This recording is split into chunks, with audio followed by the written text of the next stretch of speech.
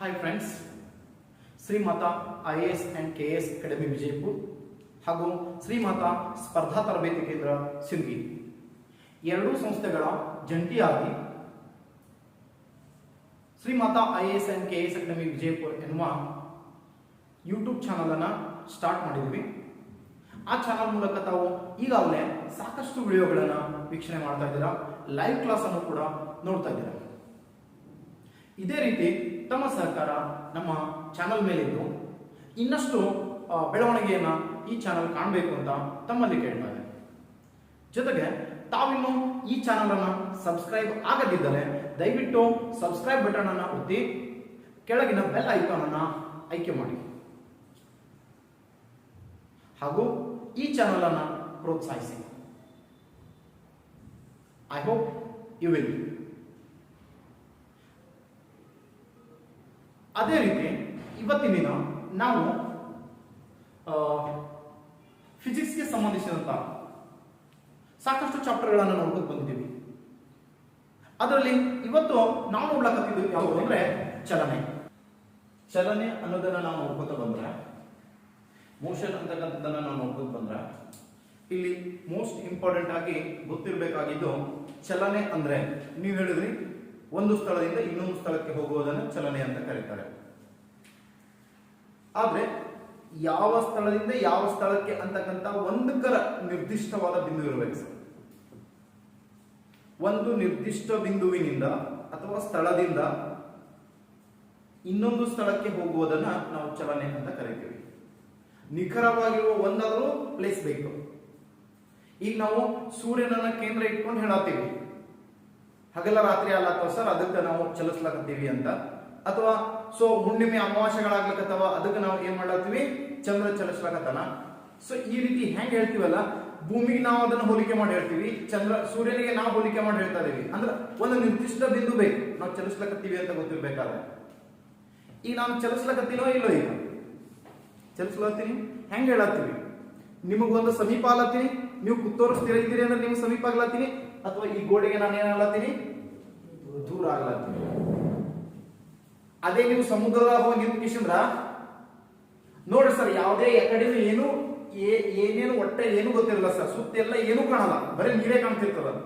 ಅಂತಾರ ಒಂದು ವಸ್ತು ಬರ್ತಾ ಇರ್ತದೆ, ಚಲಿಸ್ತಾ ಇರ್ತೋ ಅಥವಾ ನಿಂತಲ್ಲ ಹಿಂಗ ಟೈಲರ್ ಮೂಲಕ ಇದು ಮಾಡ್ತಿರ್ತದೋ ಗೊತ್ತಿಲ್ಲ, ಅದು ನೋಡಿ ನಾವೇನ್ ಫೀಲ್ ಆಗ್ತೀವಿ, ಚಲಿಸ್ಲಕತ್ತ ಅಂತ ಫೀಲ್ ಆಗ್ತೀವಿ. ಅದು ಚಲಿಸ್ಲಕತ್ತದೋ ಇಲ್ಲೋ ಅನ್ನೋದು ಗೊತ್ತಾಗಕ ಸಾಧ್ಯ ಆಗಲ್ಲ. ಯಾಕಂದ್ರೆ ಅಲ್ಲಿ ಇನ್ನೊಂದು ಹೋಲಿಕೆ ಮಾಡ್ಲಕ್ಕೆ ಏನಾಗಲ್ಲ, ಸಾಧ್ಯ ಆಗಲ್ಲ. ನೀವು ನಿಂತಿದ್ರ ನಿಮ್ ಕಡೆ ಅದು ಬರ್ತಾ ಇದೆ ಅಂದ್ರೆ ಅವಾಗ ನೀವು ಹೇಳ್ಬೋದು ಚಲಿಸ್ತಾ ಇದೆ. ನಾನು ಸ್ಥಿರ ಇದ್ದೀನಿ ಅಂದ್ರೆ ನನ್ನ ಕಡೆ ಆ ವಸ್ತು ಬರ್ತಾ ಇದೆ ಅಂದ್ರೆ ಅದು ಚಲನೆ ಅಂತ ಕರೀತೀವಿ.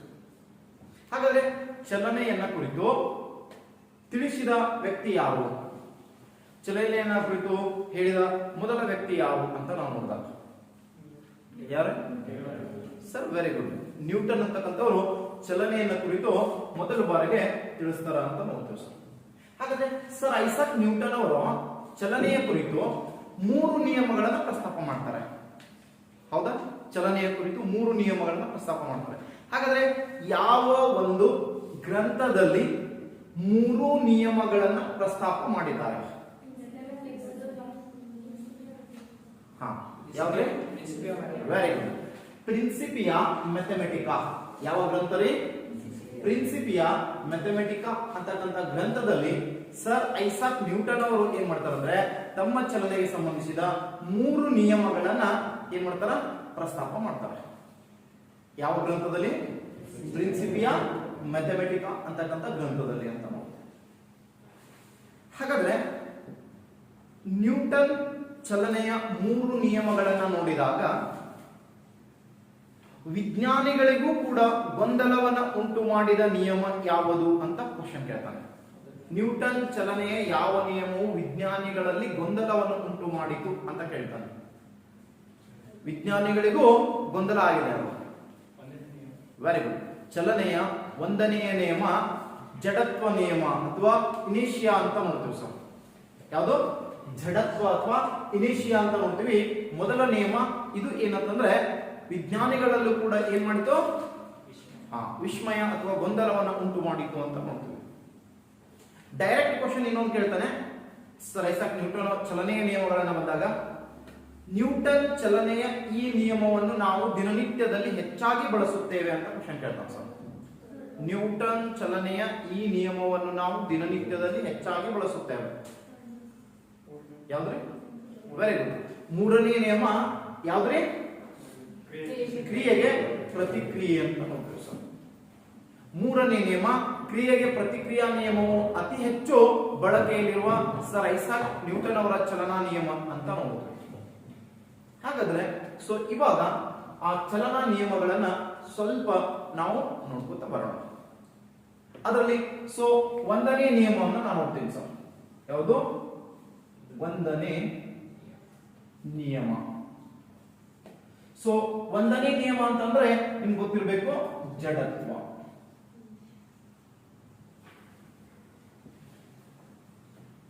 ಜಡತ್ವ ಯಾಕೆ ಹೇಳ್ತೀರಾ? ಜಡತ್ವ ಅಂದ್ರೆ ಏನು? ಎನಿವನ್ ಯಾವ ಬೇಕಾದ್ರೂ ಸೊ ಕೈ ಎತ್ತಿ ಹೇಳ್ಬೋದು ಸರ್. ಜಡತ್ವ ಅಂದ್ರೆ ಏನು? ಬಸ್ಸಿನಲ್ಲಿ ಕೂತ ವ್ಯಕ್ತಿಯು ಡ್ರೈವರ್ ಬ್ರೇಕ್ ಮಾಡಿದಾಗ ಮುಗ್ಗರಿಸುವುದು ಮತ್ತೆ ಅದು. Very good. ಮತ್ತೆ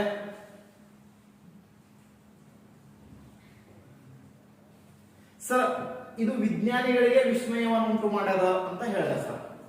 ನೋಡೋಣ, ಒಂದಿಷ್ಟು ಎಕ್ಸಾಂಪಲ್ಸ್ ಹೇಳ್ಕೊತ ಹೋಗ್ತೀನಿ. ಹೇಳ್ತೀರಿ? ಸರ್ ಐಸಾಕ್ ನ್ಯೂಟನ್ ಅವರು ಫಸ್ಟ್ ಈ ನಿಯಮವನ್ನ ಪ್ರಸ್ತಾಪ ಮಾಡಬೇಕಾದ್ರೆ ಭೌತಶಾಸ್ತ್ರಜ್ಞರ ಒಂದು ಒಕ್ಕೂಟ ಸಭೆ ಸೇರ್ತಾರೆ ಸರ್. ಆ ಸಭೆಯಲ್ಲಿ ಹೋಗಿ ನಿಯಮಗಳ ಕುರಿತು ಉಲ್ಲೇಖವನ್ನು ನೀಡಿ ಏನ್ ಮಾಡಬೇಕು? ಸೊ ಕೆಲವೊಂದು ಎಕ್ಸಾಂಪಲ್ಸ್ ಅನ್ನ ಕೊಡ್ಬೇಕಾಗತ್ತೆ ಅಲ್ಲಿ. ಅವಾಗ ಅವರು ಅಗ್ರಿ ಅಂತ ಒಪ್ಪಿದರೆ ಈ ನಿಯಮವನ್ನ ಸರ್ ಐಸಾಕ್ ನ್ಯೂಟನ್ ಅವರು ಕಂಡು ಹಿಡಿದಿದ್ದಾರೆ ಅಂತ ಅವರು ಏನ್ ಮಾಡ್ತಿದ್ರು?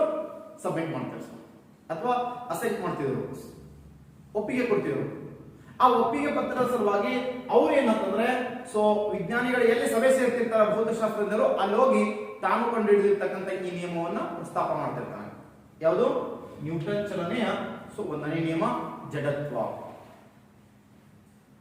ಸೊ ಆ ವ್ಯಕ್ತಿ ಅಲ್ಲಿ ಕೂತಿರ್ತಕ್ಕಂಥ ವಿಜ್ಞಾನಿಗಳಿಗೆ ಹೇಳ್ತಾನ, ನೋಡ್ರಿ ಸೊ ನಾವೊಂದು ಚಲನೆಯ ನಿಯಮವನ್ನ ಕಂಡುಹಿಡಿದಿದ್ದೀನಿ, ಅದು ಜಡತ್ವ ನಿಯಮ ಅಂತ ಹೇಳ್ತಾನೆ ಸರ್. ಸೊ ಅದರ ಕುರಿತು ಕೆಲವೊಂದಿಷ್ಟು ಎಕ್ಸಾಂಪಲ್ಸ್ ಕೊಡ್ತಾನೆ ಸರ್. ಏನ್ ಎಕ್ಸಾಂಪಲ್ಸ್ ಕೊಡ್ತಾನ? ಒಬ್ಬ ವ್ಯಕ್ತಿ ನಿಂತಲ್ಲಿನಿಂದ ಜಿಗಿಯುವುದಕ್ಕಿಂತ ಮುಂದೆ ಓಡಿ ಬಂದ ಜಿಗನಂದ್ರ ಹೆಚ್ಚಿಗೆ ದೂರ ಜಿಗಿತಾನೆ ಸರ್. ಕಾರಣ ಅಂದ್ರೆ ಸೊ ಓಡಿ ಬಂದಾಗ ಅವನಲ್ಲಿ ಜಡತ್ವ ಸಂಗ್ರಹಗೊಂಡಿರುತ್ತದೆ, ಹಾಗಾಗಿ ಆತ ಮುಂದಕ್ಕೆ ಜಿಗಿಯುತ್ತಾನೆ. ಅಥವಾ ವೇಗದ ಓಟಗಾರನೊಬ್ಬನು ಅಥವಾ ಒಲಿಂಪಿಕ್ಸ್ ಓಟಗಾರನೊಬ್ಬನು ತನ್ನ ಗುರಿಯನ್ನು ಮುಟ್ಟಿದ ಮೇಲೂ ಸ್ವಲ್ಪ ಮುಂದಕ್ಕೆ ಹೋಗುತ್ತಾನೆ. ಕಾರಣ ಅಂತಂದ್ರೆ ಸೊ ಏನ್ರಿ? ಅವನಲ್ಲಿ ಜಡತ್ವ ಸಂಗ್ರಹಗೊಂಡಿರುತ್ತದೆ ಅಂತ ಹೇಳ್ತಾರೆ.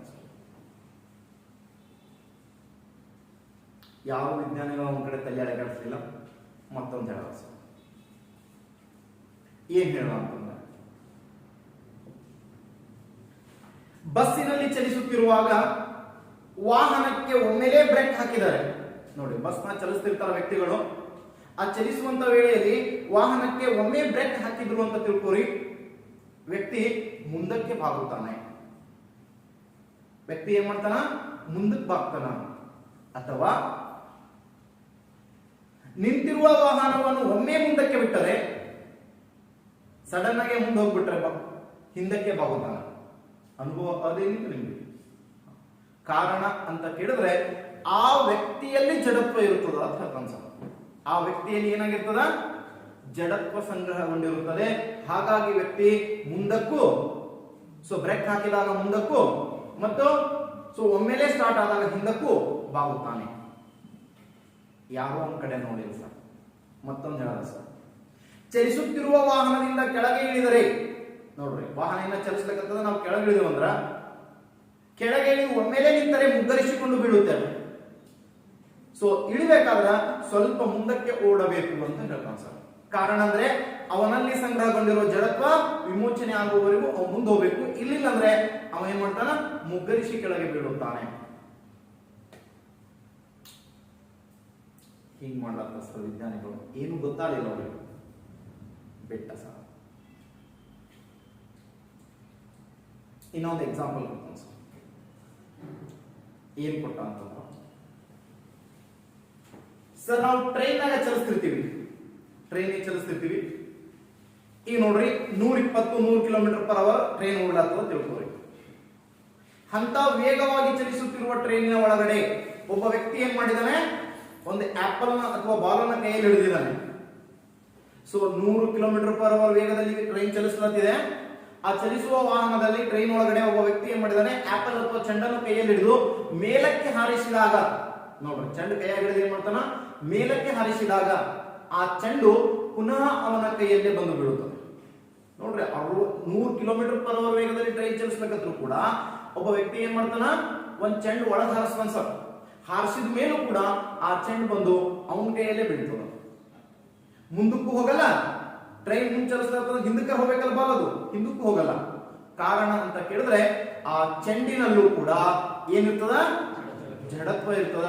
ಆ ವ್ಯಕ್ತಿ ಆ ಟ್ರೈನು ಎಷ್ಟು ವೇಗವಾಗಿ ಚಲಿಸ್ತಿರ್ತಲ್ರಿ, ಆ ಚೆಂಡು ಕೂಡ ಅಷ್ಟೇ ವೇಗವಾಗಿ ಮುಂದಕ್ಕೆ ಚಲಿಸುತ್ತದೆ. ಕಾರಣ ಚೆಂಡಿನಲ್ಲಿ ಜಡತ್ವ ಇದೆ ಅಂತ ಹೇಳೋದು ಸರ್.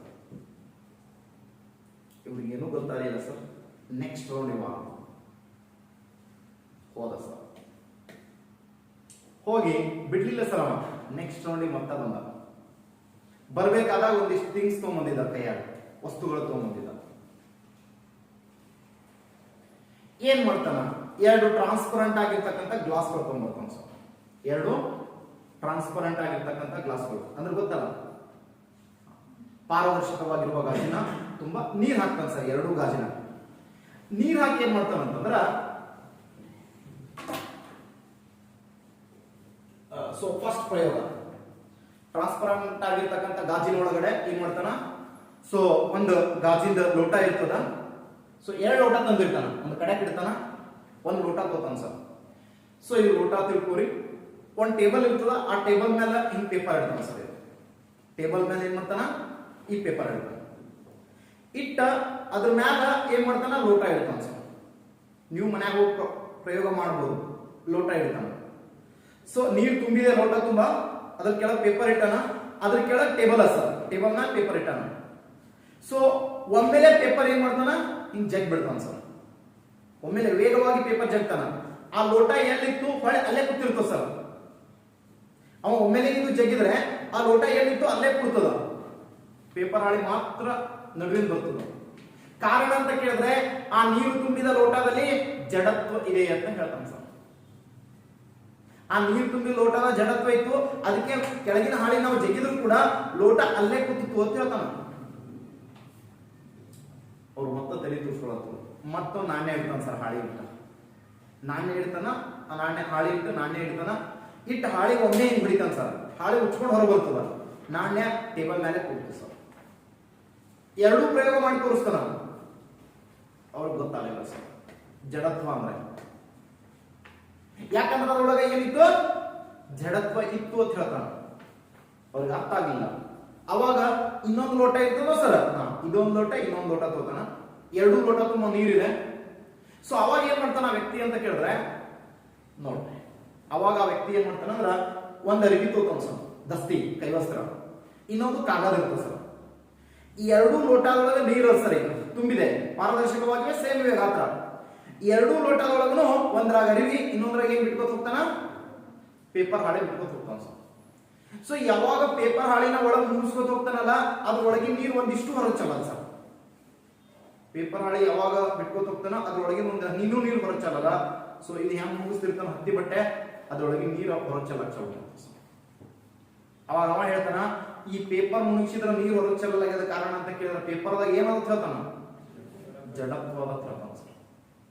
ಈ ವಿಜ್ಞಾನಿಗಳಿಗೆ ತಲೆ ತೂರ್ಸ್ಕೊಳತ್ತಾರ ಸರ್. ನೆಕ್ಸ್ಟ್ ರೌಂಡ್ ಬಾದು ವಾಪಸ್ ಕಳ್ಸಿದ ಸರ್. ಹೋದ ಮತ್ತೆ ಬಂದ ಸರ್, ಬಿಡ್ಲೇ ಇಲ್ಲ. ಥರ್ಡ್ ರೌಂಡ್ ಬರ ಇನ್ನೊಂದಿಷ್ಟು ವಸ್ತುಗಳು ತಗೊಂಡಿದ್ದ. ಬರಾಗ ಏನ್ ತಗೊಂಡಿದ್ದಂದ್ರ, ಸೊ ಒಂದು ಸಾಣಿ ಹಿಡಿತಾರಲ್ಲ ಚಾಕು, ಆ ಯಂತ್ರ ತಗೊಂಡಿದ್ದ ಸರ್, ಸಾಣಿ ಹಿಡೆ ಯಂತ್ರ. ಸೊ ಸಾಣಿ ಹಿಡೆ ಯಂತ್ರ ತಗೊಂಡಿದ್ದ, ಹಿಂಗ್ ತಿರುಗಿಸ್ತಾನ ಸರ್, ಕಾಲ ಪೆಡಲ್ ಹೊಡಿತಾನ, ಅದಕ್ಕೆ ಸಾಣಿ ಹಿಡಿತಾನ. ಸಾಣಿ ಹಿಡಿದಾಗ ಕಿಡಿಗಳು ಏನ್ ಮಾಡ್ತಿರ್ತಾವ, ಸ್ಪರ್ಶಕೀಯ ದಿಕ್ಕಿನಂತ ಚಲಿಸ್ತಿರ್ತಾವ ಸರ್. ನೋಡ್ರಿ, ತ್ರಿಜ್ಯಕ್ಕೆ ಲಂಬವಾಗಿದ್ದ ನಾವು ಸ್ಪರ್ಶಕೀಯ ದಿಕ್ಕು ಅಂತ ನೋಡ್ತೀವಿ ಸರ್.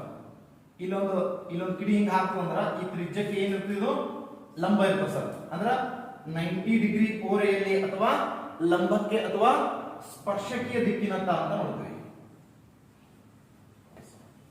ಸ್ಪರ್ಶಕೀಯ ದಿಕ್ಕು. ಈ ಸ್ಪರ್ಶಕೀಯ ದಿಕ್ಕಿನತ್ತ ಅದು ಚಲಿಸ್ತಿರ್ತವೆ ಕಿಡಿಗಳು. 90 ಡಿಗ್ರಿ ಓರೆ ಲಂಬ ಅಥವಾ ಸ್ಪರ್ಶಕೀಯ ದಿಕ್ಕಿನತ್ತ ಚಲಿಸ್ತಿರ್ತವೆ. ಯಾವಾಗ 90 ಡಿಗ್ರಿ ಓರೆ ಅಥವಾ ಸ್ಪರ್ಶಕೀಯ ದಿಕ್ಕಿನತ್ತ ಚಲಿಸ್ತಾವಲ್ಲ, ಇದಕ್ಕೆ ಕಾರಣ ಈ ಕಿಡಿಗಳು ಹಿಂಗ ಹಾರ್ಲಕತ್ತವಲ್ಲ, ಕಾರಣ ಅಂತ ಕೇಳಿದ್ರೆ ಸೊ ಕಿಡಿಗಳಲ್ಲಿ ಇರ್ತಕ್ಕಂಥ ಜಡತ್ವ ಏನಾಗಿದೆ, ವಿಮೋಚನೆಗೊಂಡಿದೆ, ಜಡತ್ವ ಬಿಟ್ಟುಬಿಟ್ಟಿದೆ. ಹಾಗಾಗಿ ಕಿಡಿಗಳು ಸ್ಪರ್ಶಕೀಯ ದಿಕ್ಕಿನತ್ತ ಹಾರ್ತಾ ಇವೆ, ಜಡತ್ವ ವಿಮೋಚನೆಗೊಂಡು ಹಾರ್ತಾ ಇವೆ ಅಂತ ಹೇಳ್ತಾ ನಾವು. ಅರ್ಥ ಆಗಲಿಲ್ಲ ಸರ್ ಅವ್ರಿಗೆ. ಒಂದು ಅರ್ಧ ಬಕೆಟ್ ನೀರು ತಗೊಂಡಿದ್ದ ಸರ್ ಒಂದಿದ್ರೊಳಗಡೆ, ಬಕೆಟ್ ಒಳಗಡೆ ನೀವು ಮಾಡಿರ್ತೀರಿ ಸಣ್ಣವರಿದ್ದಾಗ, ಚರ್ಗಿ ತಗೊಂಡು ಹೊರಗೆ ಹೋಗ್ತಾರೆ.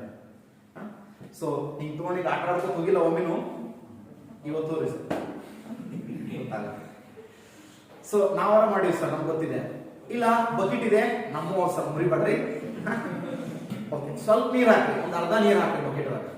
ಅರ್ಧ ಬಕೆಟ್ ನೀರ್ ಹಾಕಿ ಏನ್ ಮಾಡ್ರಿ, ಬಕೆಟಿನ ಕಂಠವನ್ನು ಚೆನ್ನಾಗಿ ಹಿಡಿದು ಹಿಂಗ ತಿರುಗಿಸ್ಕೊತ ಹೋಗ್ರಿ ಸರ್.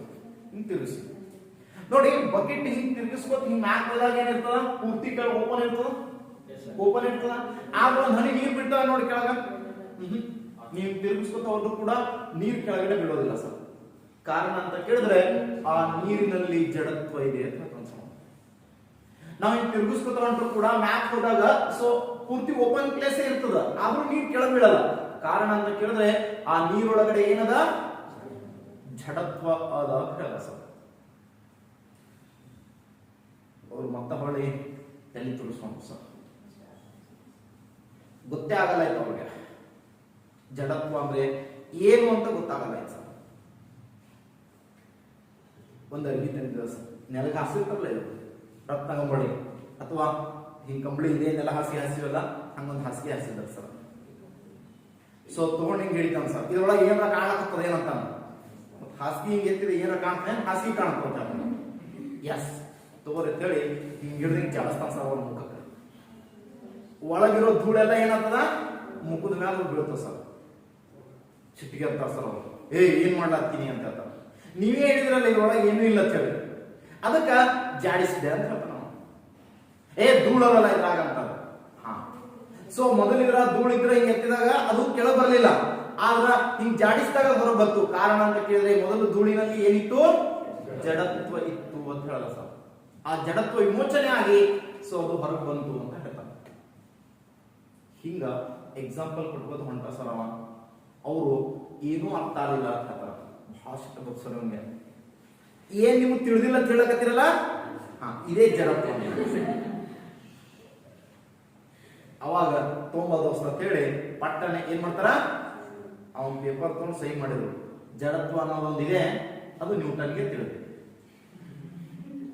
ನೋಡ್ರಿ ಎಷ್ಟು ಗೊಂದಲ ಆಯ್ತು ಅಂತ ಕೇಳಿದ್ರೆ, ಸೊ ವಿಜ್ಞಾನಿಗಳಲ್ಲೂ ಕೂಡ ಒಂದು ರೀತಿಯ ಗೊಂದಲವನ್ನು ಉಂಟು ಮಾಡಿದ ನ್ಯೂಟನ್ ಚಲನೆಯ ನಿಯಮವೇ ಜಡತ್ವ ನಿಯಮ. ಹಾಗಾದ್ರೆ ಜಡತ್ವ ಅನ್ನೋದಕ್ಕೆ ಒಂದು ಡೆಫಿನಿಷನ್ ಇಲ್ಲ ಏನ್ ಸರ್ ಅಂತ ಕೇಳಿದ್ರೆ, ಸೊ ನಿಜವಾಗ್ಲೂ ಡೆಫಿನಿಷನ್ ಮಾಡಕ್ಕೆ ಸಾಧ್ಯವೇ ಇಲ್ಲ. ಆದ್ರೂ ಕೂಡ ಒಂದು ಡೆಫಿನಿಷನ್ ಅನ್ನ ಹೇಳ್ಬೋದು ಅದಕ್ಕೆ, ಜಡತ್ವಕ್ಕೆ. ಏನ್ ಹೇಳ್ಬೋದು ಸರ್ ಜಡತ್ವಕ್ಕೆ ಒಂದು ಡೆಫಿನಿಷನ್ ಅಂತ ಕೇಳಿದ್ರೆ, ಒಂದು ನಿರ್ದಿಷ್ಟ ಸ್ಥಾನದಲ್ಲಿರ್ತಕ್ಕಂಥ ವಸ್ತು ಅದಕ್ಕೆ ಬಾಹ್ಯ ಬಲ ಬೀಳದ ಹೊರತು ನಿಶ್ಚಲ ಸ್ಥಿತಿಯಲ್ಲಿದ್ದ ವಸ್ತು ಒಂದು ಬಾಹ್ಯ ಬಲ ಬೀಳದ ಹೊರತು ಅದು ನಿಶ್ಚಲ ಸ್ಥಿತಿಯಲ್ಲಿಯೇ ಮುಂದುವರಿಯುತ್ತದೆ. ನೋಡ್ರಿ, ಒಂದ್ ಕಡೆ ಒಂದು ವಸ್ತುವನ್ನು ಇಟ್ಟಿವಿ ಅಂತ ತಿಳ್ಕೊರಿ, ಅದು ನಿಶ್ಚಲ ಸ್ಥಿತಿಯಲ್ಲಿದೆ. ಅದ್ರ ಮ್ಯಾಲ ಯಾವುದೇ ಬಾಹ್ಯ ಬಲಗಳು ಬೀಳಿಲ್ಲ ತಿಳ್ಕೊರಿ, ಅದು ಅಲ್ಲಿಯೇ ಮುಂದುವರಿಯುತ್ತದೆ ಅಂತ ಹೇಳ್ತಾನೆ. ಇಲ್ಲೊಂದು ಏನಿಟ್ಟಿವಿ, ಪೋಡಿಯಂ ಇಟ್ಟಿವಿ ಸರ್. ಇದು 10 ವರ್ಷ ಬಿಟ್ಟು ಬಂದ್ ನೋಡ್ರಿ, ಇಲ್ಲೇ ಇರ್ತದ, ಅಲ್ಲೇ ಕೊಳತು ಹೋಗಿರ್ಬೇಕಾದ್ರ ನಿಂತದ ಅಲ್ಲೇ ನಿಂತಿರ್ತದ ಸರ್, ನಿಂದಿರ್ತದ. ಕಾರಣ ಅಂತ ಕೇಳಿದ್ರೆ ಬಾಹ್ಯ ಬಲ ಬೀಳದ ಹೊರತು ಆ ವಸ್ತು ನಿಶ್ಚಲ ಸ್ಥಿತಿಯಲ್ಲಿ ಇರೋದು ನಿಶ್ಚಲ ಸ್ಥಿತಿಯಲ್ಲಿಯೇ ಮುಂದುವರಿಯುತ್ತದೆ. ಇದು ನ್ಯೂಟನ್ ಚಲನೆಯ ಜಡತ್ವ ನಿಯಮಕ್ಕೆ ಸೊ ಒಂದು ಉದಾಹರಣೆ ಅಂತ ನಾವು ಕರಿಬಹುದು. ಓಕೆ, ಸ್ವಲ್ಪ ಏನೋ ಅರ್ಥ ಆಯ್ತು ಅನ್ಕೊಂಡೇನೆ. ಏನೂ ಅರ್ಥ ಆಗಲಿಲ್ಲ ಅಂತ ಚಿಂತಿಲ್ಲ ಸರ್. ಈ ತನ ಎಕ್ಸಾಂಪಲ್ ಹೇಳಿನಲ್ಲ, ಇವೊಂದಿಷ್ಟು ಎಕ್ಸಾಂಪಲ್, ನಾಳೆ ಟೆಸ್ಟ್ ನಾಗ ಒಂದಿಷ್ಟು ಎಕ್ಸಾಂಪಲ್ ಕೊಡ್ತೀನಿ ಸರ್. ಹೊಸ ಬೇರೆ ಇರ್ತಾವ. ಇದ್ರಾಗ ಹೇಳಿದ್ 1 ಅಥವಾ 2 ಕೊಟ್ಟಿರ್ತೀನಿ, ಹೊರಗಿನ ಒಂದ್ 2 ಎಕ್ಸ್ಟ್ರಾ ಕೊಟ್ಟಿರ್ತೀನಿ ಸರ್. ಅವಾಗ ನೀವು ಹೆಂಗ್ ಟಿಕ್ ಮಾಡಿ ಹಾಕ್ತೀರಿ ಅನ್ನೋದು ನಮಗೂ ಗೊತ್ತಾಗುತ್ತೆ. ಬಟ್ ನಾಳೆ ಸಾಯಂಕಾಲ ಟೆಸ್ಟ್ ಕೊಡ್ತೀನಿ, ಎಷ್ಟಾಗಿ ಮಾರ್ಕ್ಸ್ ಅಲ್ಲಿ ಒಟ್ಟ ಸೊ ಟೆಸ್ಟ್ ತಗೊಂಡಿರ್ತೀನಿ ಸರ್. ಏನ್ 3 ಟಾಪಿಕ್ ಆಗ್ತಾವಲ್ಲ ಅದ್ರ ಮೇಲೆ ನಾವು ಟೆಸ್ಟ್ ಕೊಡ್ತೀವಿ. ಓಕೆ, ಸೊ ಒಂದೇದು ಜಡತ್ವ ನಿಯಮ ಗೊತ್ತಾಯ್ತು ಅನ್ಕೊಂಡಿದೀವಿ. ಇನ್ನ ಎರಡನೇ ನಿಯಮ ಬರ್ತಾವ ಸರ್.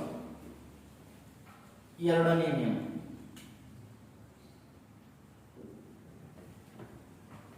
ಬಲ. ಎರಡನೇ ನಿಯಮ ಯಾವುದು? ಬಲ ಅಂತ ಬರುತ್ತೆ. ಸೊ ಹಾಗಾದ್ರೆ ಬಲ ಅಂದ್ರೆ ಏನು ಯಾರು ಹೇಳ್ತಾರೆ? ಸೊ ಬಲದ ಅಂತಾರಾಷ್ಟ್ರೀಯ ಏಕಮಾನ ಅಂತ ಕೇಳಿದ್ರೆ ನ್ಯೂಟನ್ ಅಂತ ಹೇಳ್ತಾರೆ. ಇದನ್ನ ಕಂಡುಹಿಡಿದವನು ನ್ಯೂಟನ್. ಸೊ ನ್ಯೂಟನ್ ಅಂತ ಹೇಳ್ತೀವಿ. ಎರಡನೇ ನಿಯಮ ಬಲದ ನಿಯಮ ಅಂತ ಹೇಳ್ತೀವಿ ಸರ್.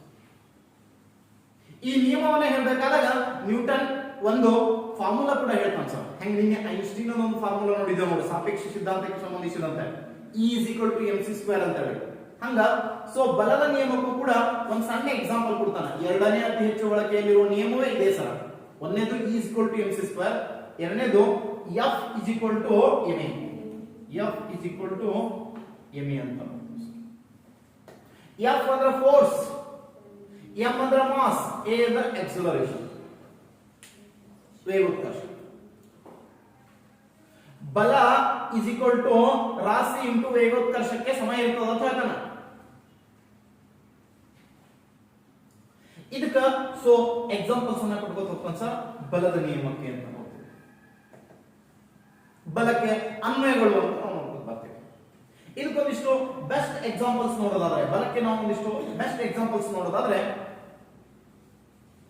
ಒಂದು 3 ವಿವಿಧ ಗಾತ್ರದ ಚಾಕುಗಳ ತರ್ತಾನ ಸರ್. ಯಾರು? ನ್ಯೂಟನ್. 3 ವಿವಿಧ ಗಾತ್ರದ ಚಾಕುಗಳು ತೋತಾನ. ಒಂದು ಅತಿ ದೊಡ್ಡದಿರ್ತದ, ಒಂದು ಮೀಡಿಯಂ ಇರ್ತದ, ಒಂದು ಚಿಕ್ಕದಿರ್ತದ ಸರ್. ಸೊ ಅವಾಗ ಆ 3 ಚಾಕುಗಳನ್ನ ತಗೊಂಡು ಏನ್ ಮಾಡ್ತಾನ ಗೊತ್ತೇನ್ರಿ? ಉಸುಕ್ನೇ ಬಿಡ್ತಾನ ಸರ್. 3 ಚಾಕು ಇರ್ತಾವ, ಒಂದ್ ದೊಡ್ಡದು, ಒಂದ್ ಮಧ್ಯಮ ಗಾತ್ರ, ಒಂದ್ ಚಿಕ್ಕದು. ಆ 3 ಚಾಕು ಉಸುಕ್ನೇ ಬಿಡ್ತಾನ. ಉಸುಕ್ನೇ ಬಿಟ್ಟಾಗ ಯಾವ ಚಾಕು ಅತಿ ಆಳಕ್ಕೆ ನಡುತ್ತದೆ ಅಂತ ಕೇಳ್ತಾನೆ. ಯಾವ ಚಾಕು ಅತಿ ಆಳಕ್ಕೆ ನಡುತ್ತದೆ? ಯಾವ್ದ್ರಿ? Very good. ಸೊ ಬೆಸ್ಟ್ ನೀವು ನೆನಪಿಟ್ಕೋಬೇಕು, ಒಟ್ಟ ಮಿಸ್ ಆಗಬಾರ್ದು ಅಂತಂದ್ರ ಇನ್ನೊಂದು ಹೇಳ್ತಾನೆ ಸರ್. ಒಂದು ಲೆದರ್ ಬಾಲ್, ಒಂದು ಟೆನ್ನಿಸ್ ಬಾಲ್, 2 ಬಾಲ್ ತಗೊಳ್ಳಿ. ಒಂದು ಲೆದರ್ ಬಾಲ್, ಒಂದು ಟೆನ್ನಿಸ್ ಬಾಲ್. ನೋಡ್ರಿ ಅನ್ಕೊಂಡಿದೀನಿ 2 ಬಾಲ್. ಎಸ್. ಸೊ 2 ಬಾಲನ್ನ ಮ್ಯಾಲಕ್ಕೆ ಹಾರಿಸ್ರಿ ಸರ್. 2 ಬಾಲ್ ಏನ್ ಮಾಡ್ರಿ? ಮೇಲಕ್ಕೆ ಹಾರಿಸ್ರಿ. 2 ಬಾಲನ್ನ ಕೈಯಾಗ ಹಿಡಿದ್ರ ಯಾವ ಬಾಲು ಕೈಗೆ ಅತಿ ಹೆಚ್ಚು ಪೆಟ್ಟನ್ನು ನೀಡುತ್ತದೆ? ಯಾವುದು? ಲೆದರ್ ಬಾಲ್ ನೀಡುತ್ತದೆ.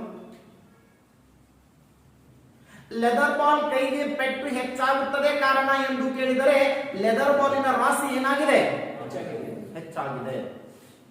3 ಚಾಕುಗಳನ್ನು ಬಿಟ್ಟಾಗ ದೊಡ್ಡ ಗಾತ್ರದ ಚಾಕು ಹೆಚ್ಚು ಆಳಕ್ಕೆ ನಡುತ್ತದೆ. ಕಾರಣ ಎಂದರೆ ದೊಡ್ಡ ಗಾತ್ರದ ಚಾಕು ರಾಶಿ ಹೆಚ್ಚಾಗಿದೆ. 3 ಚಾಕು ಬಿಟ್ಟಿವಿ ಅಂದ್ರೆ 3 ಚಾಕುಗಳಲ್ಲಿ ಯಾವ್ದು ಮೊದಲು ಬಿಡುತ್ತ ಸರ್? ಎಟ್ ಎ ಟೈಮ್ ಬಿಟ್ರ 3 ಸೇಮ್ ಬಿಡ್ತಾವ. ನಿನ್ನೆ ಹೇಳಿದ್ ಸರ ಗೆಲ್ಲಿಯೋ ಅಂತ ಹೇಳುವಾಗ ಹೇಳಿನಿ. ಇಲ್ಲೊಂದು ಕಾನ್ಸೆಪ್ಟ್ ಅನ್ನ ನೋಡ್ತೀವಿ. ಸೊ ದೊಡ್ಡ ಚಾಕು ಆಳಕ್ಕೆ ನಡುತ್ತದ. ಇವೆರಡು ಎಕ್ಸಾಂಪಲ್ ನೆನ್ಪಿಟ್ಕೋಬೇಕಾದ್ರೆ ಇವತ್ತು ಮನ್ಯಾಗ ಹೋಗಿ ಪ್ರಯೋಗ ಮಾಡ್ಬೇಕು ಸರ್. ನೀವು ಏನು ಒಂದು ಇಟ್ಟ ಸಣ್ಣ ಕಲ್ ತೋರಿ, ಒಂದಿಷ್ಟು ದೊಡ್ಡದು ಕೈಯಾಗ ಎಷ್ಟು ದೊಡ್ಡದು ಹಿಡಿತು ನೋಡ್ರಿ, ಅಷ್ಟು 2 ಕಲ್ ತೋರಿ ಸರ್. ಹಿಂಗ ತಗೊಂಡು 2 ಕಾಲ್ನ ಒಂದೊಂದು ಹಾಕೋರಿ. ನೆನ್ಪಿಡ್ಬೇಕಿಲ್ಲ ಅಂತ ಕ್ವಶನ್. ಯಾವ್ದು ಹೆಚ್ಚು ಪೆಟ್ಟಾಗ್ತದ ನೋಡ್ರಿ? ಯಾವ್ದಾಗ್ತದ? Very good. ಈ ನೆನಪಿಡ್ತೀವಿ ನಾವು. ಇನ್ನು ಮುಂದೆ ದೊಡ್ಡ ಚಾಕು ಹೆಚ್ಚು ಆಳಕ್ಕೆ ನಡುತ್ತ ಅಂತ ಗೊತ್ತಾಗ್ತದ. ಲೆದರ್ ಬಾಲ್ ಯಾಕೆ ನಮ್ಗೆ ಭಾರ ಅನಿಸ್ತದ ಅಂತ ಗೊತ್ತಾಗ್ತದ. ಯಾಕೆ ಅನಿಸ್ತದ? ರಾಶಿ ಜಾಸ್ತಿ ಇದೆ. ಸೊ ಇನ್ನೂ ಒಂದು ಎಕ್ಸಾಂಪಲ್ ಕೊಡ್ತಾನೆ ಸರ್. ಬಂದೂಕಿನಿಂದ ಹಾರಿ ಹೊಂಟ ಗೋಲಿ ರಾಶಿ ಏನಿರ್ತದ? ಚಿಕ್ಕದಿರ್ತದ. ಸೊ ವೇಗ ಏನಿರ್ತದ? ಅದು ಹೆಚ್ಚಾಗಿರುತ್ತೆ. ಹಾಗಾಗಿ ಅದು ಏನ್ ಮಾಡ್ತದೆ ಅಂತ ಕೇಳಿದ್ರೆ ವ್ಯಕ್ತಿಯ ದೇಹವನ್ನು, ಮರದ ತುಂಡನ್ನು ಅಥವಾ ಗೋಡೆಯನ್ನು ಛೇದಿಸಿಕೊಂಡು ಮುಂದಕ್ಕೆ ಹೋಗುತ್ತದೆ.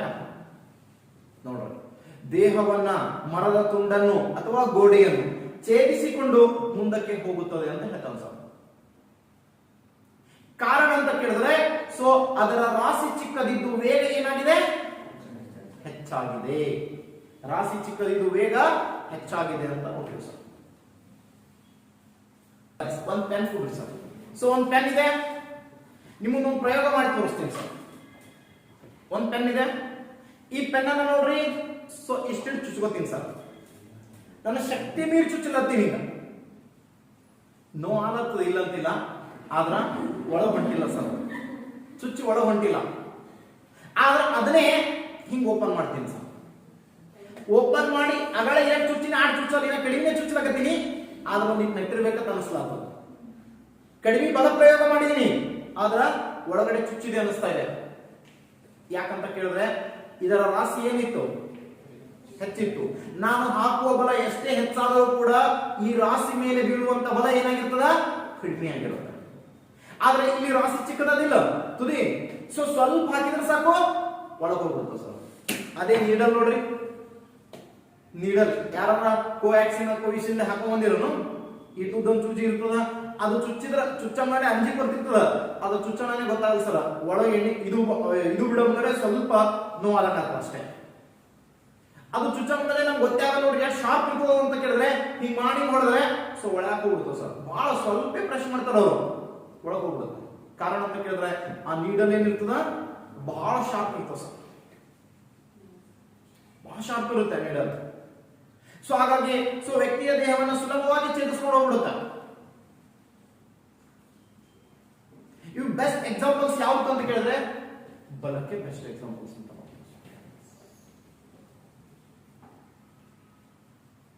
ಯಾವ ಸರ್ ಬೆಸ್ಟ್ ಎಕ್ಸಾಂಪಲ್ ಅಂತ ಕೇಳಿದ್ರೆ ಸೊ ನಾನು ಆಗ್ಲೇ ಹೇಳಿದೆ ಯಾವುದು ಅಂತ ಕೇಳಿದ್ರೆ ಬಂದೂಕಿನಿಂದ ಹಾರಿದ ಗೋಲಿಯು ವ್ಯಕ್ತಿಯನ್ನು ಛೇದಿಸಿಕೊಂಡು ಹೋಗುತ್ತದೆ. ಸೊ ಅದಾದ್ಮೇಲೆ ನೆಕ್ಸ್ಟ್ ಇನ್ನೊಂದು ಕ್ವಶನ್ ಕೇಳ ಸರ್ ನಿಮ್ ಸೀಟಿಗೆ ಯಾವ್ದಪ್ಪ ಅಂತ ಕೇಳಿದ್ರೆ ಸೊ ಇದು ಮೋಸ್ಟ್ಲಿ KSRP ಪೊಲೀಸ್ ಕೆಲವು ಕ್ವಶನ್ ಕೇಳ. ಚಾಕು ಹಣ್ಣನ್ನು ಕತ್ತರಿಸುವ ಚಾಕು ಹರಿತಗೊಳಿಸುವುದರ ಉದ್ದೇಶ ಏನು ಅಂತ ಕೇಳ್ತಾನೆ. ಹಣ್ಣನ್ನು ಕತ್ತರಿಸುವಂತ ಚಾಕು ಹರಿತಗೊಳಿಸುವುದರ ಉದ್ದೇಶ ಏನು ಅಂತ ಕೇಳೋಣ. ಅದರ ಮೇಲೆ ಬಲ ಪ್ರಯೋಗವನ್ನು ಕಡಿಮೆಗೊಳಿಸಲು, ಬಲ ಪ್ರಯೋಗವನ್ನು ಹೆಚ್ಚಿಸಲು. ಸೊ ಈ ರೀತಿ ಕ್ವಶನ್ಸ್ ಇವೆ, ಆಪ್ಷನ್ ಇವೆ.